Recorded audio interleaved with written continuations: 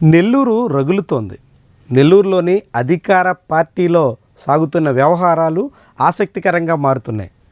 పాలక పక్షాల్లోనే నేతల మధ్య మొదలైన ఆధిపత్య పోరు ఏ దిశలో మళ్ళుతుందోనన్న చర్చ సాగుతోంది. నెల్లూరు కార్పొరేషన్ పరిధిలోనే ఉన్న ఇద్దరి ఎమ్మెల్యేల మధ్య ఇప్పుడు ఉప్పు నిప్పుగా కనిపిస్తుంది.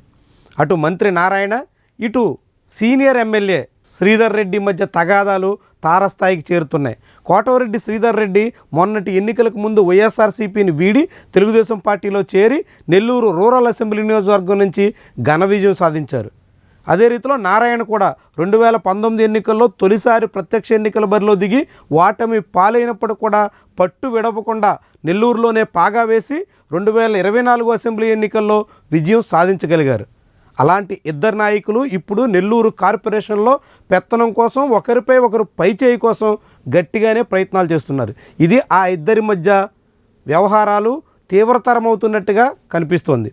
ఇది నెల్లూరు రాజకీయాల్లో కీలక మలుపులకి ఆస్కారం ఇచ్చే అవకాశం లేకపోలేదన్న అభిప్రాయానికి కారణమవుతుంది. నెల్లూరులో ఇప్పటికే దీని చుట్టూ పెద్ద స్థాయిలో చర్చ సాగుతుంది. పైకిద్దరూ కలిసిమెలిసి సాగుతున్నట్టు కనిపిస్తున్నప్పటికీ కూడా ఒకరికొకరు సెగ పెట్టేందుకు ప్రయత్నిస్తున్నారన్న చర్చ మొదలైంది. ఇది కేవలం నెల్లూరు నగరపాలక సంస్థ పరిధి వరకే పరిమితం కాలేదు, ఇది మొత్తం నెల్లూరు జిల్లా అంతటా వ్యాపిస్తోంది అన్న అంశం కూడా ఇప్పుడు ముందుకొస్తోంది. ముఖ్యంగా నెల్లూరు జిల్లాలో ప్రాతినిధ్యం వహిస్తున్నటువంటి రెడ్డి నేతలు, అటు ఎంపీ వేమిరెడ్డి ప్రభాకర్ రెడ్డి కానీ, మంత్రిగా ఉన్నటువంటి ఆనం రామనారాయణ రెడ్డి కానీ, వీళ్ళంతా కూడా మంత్రి నారాయణ తీరుకి వ్యతిరేకంగా పావులు కదుపుతున్నట్టుగా కనిపిస్తుంది.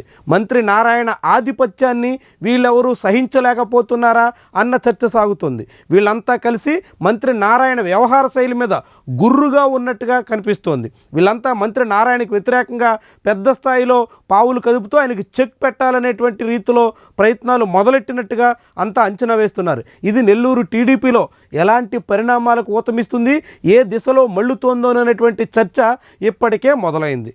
నెల్లూరు నుంచి ప్రాతినిధ్యం వహిస్తున్న నారాయణ ప్రస్తుతం అమరావతిలో రాజధాని నగర నిర్మాణంలో తల మునకలై ఉన్నారు. అమరావతి బాధ్యతను ఆయన భుజాన ఎత్తడంతో పూర్తిగా ఆయన ఈ పనిలోనే కనిపిస్తున్నారు. అదే సమయంలో నెల్లూరులో తన అనుచరులకు, ముఖ్యమైనటువంటి నాయకులకు బాధ్యత అప్పగిచ్చి పెత్తనాన్ని వాళ్ళ చేతుల్లో పెట్టినట్టుగా కనిపిస్తుంది. ఇదే ఇప్పుడు నెల్లూరులో రెడ్డి నేతల ఎవరికి కూడా సహించని పరిస్థితికి కారణమవుతుందా అన్నట్టు అభిప్రాయం కూడా వినిపిస్తోంది.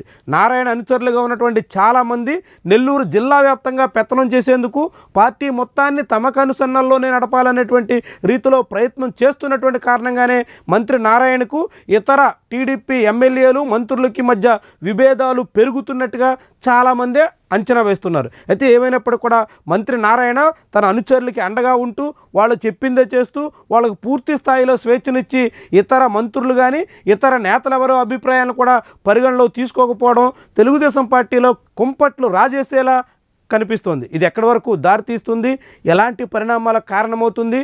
మొన్నటి ఎన్నికల్లో పూర్తి స్థాయి ఆధిపత్యాన్ని సాధించినటువంటి జిల్లాలో పట్టు నిలుపుకోవడానికి తెలుగుదేశం పార్టీ అధిష్టానం ఏ రీతిలో ప్రయత్నం చేస్తుంది, ఎవరికి నచ్చజెప్తుంది, ఎవరు తగ్గాలని ఆదేశిస్తుంది చూద్దాం. మరి ఏమైనా ఇలాంటి పరిణామాలు మాత్రం నెల్లూరులో టీడీపీకి ఏమాత్రం శ్రేయస్కరం కాదని, ఆ పార్టీ విజయం సాధించి ఇంకా 8 నెలలు కూడా తిరగకముందే ఇలాంటి విభేదాలు, ఇలాంటి వర్గపోరుతో మొత్తం కేడర్ అంతా చీరిపోయేటువంటి పరిస్థితి వస్తోందన్నటువంటి అభిప్రాయం వినిపిస్తోంది. వీడియో నచ్చితే లైక్ చేయండి, కామెంట్ రాయండి, షేర్ చేసి సబ్స్క్రైబ్ కూడా చేయండి. Thank you for watching.